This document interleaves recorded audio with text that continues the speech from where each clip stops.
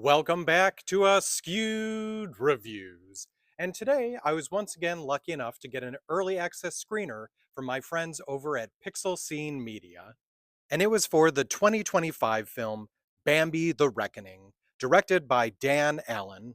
This movie is another addition into the Pooniverse, which, if you don't know what that is, it started off with Winnie the Pooh Blood and Honey, and it's just continuing to be taking our childhood and making it horrifying.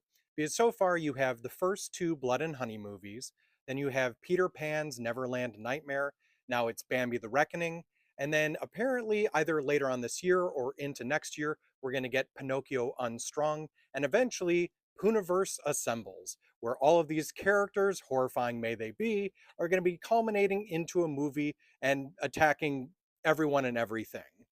Now, in the Pooniverse movie, there are also going to be some additional characters that haven't gotten their own standalone film yet that will be making an appearance. Also, after that film, some of the other rumored movies are going to be one about the Mad Hatter, Sleeping Beauty, and apparently Mary Poppins. But anyway, let's get back to this film. So, the story for this one starts off with a mother and son who are on their way to go visit the father's side of the family.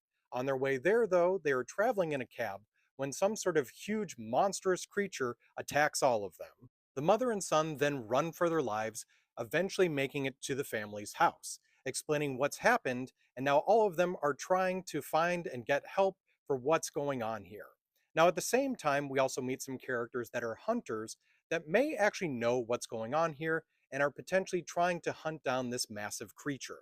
The story then continues to jump back between the family and the hunters and this massive mutated deer that is trying to hunt all of them down. With a creature feature like this one, they could have easily just had it be a monster is just trying to get everyone. But they do end up adding some interesting story elements to not only the deer, but also the family as well. So that's why this one is a little bit better than I was expecting. I was also pleasantly surprised with this film that there was an additional character that I, for some reason, was not expecting to show up in this, but actually did. And if you know anything about the Bambi story, just the original stuff, you might already have an inkling of an idea of who this is. In my own opinion, this film did exactly what it set out to do. It ended up being a great creature feature film. The monster is awesome, it looks great, it feels menacing. The family is running around in terror and has some very interesting deaths. And I have to say this, like, even though the plot is not the best in the world, it is interesting to try and figure out what's going on here and eventually leading up to the actual end of the story. Now, would I have liked to have gotten to know some of the characters a little bit better? Sure. But there were still ones that you did get to know and you either really did root for them or you absolutely hated them. So, because I felt that they really did know the assignment on this one, I'm going to give Bambi the Reckoning a 4 out of 5. Now, the unfortunate part is that Bambi was a limited release. It just came out this past Friday, and unfortunately, I was not able to see it in theaters, but like I said, I was lucky enough to get this screener.